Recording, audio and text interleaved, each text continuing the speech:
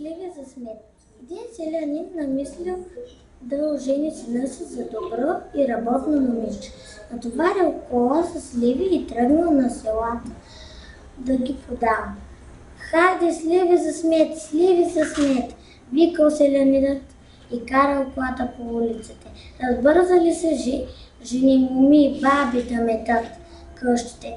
Надпреварвали се коя повече смет да събере, та повече сливи да вземе.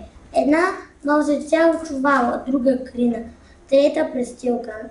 Носят и се хвалят. Я погледни колко смет събрах из къщи. Добре, че дойде такъв глупав сливар, да му я дадем за сливи. Селянинът взел му смет, давал сливи. По едно време дошло хубаво момиче. То стискал смет в кърпа. Хубаво девойко, много малко си събрала, казал сливарят. За толкова смет, какви сливи ще ти дам? Нямам повече, чичко, никак нямам. Тая смет не е от нашата къща. Дадох ние съседите, задето им помагах да мета.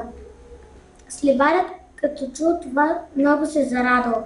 Такова чисто работливо момиче, което не държи смет в къщи, ще бъде най-добрата къщовница за моя син. Нарекал се той и го взел за снах.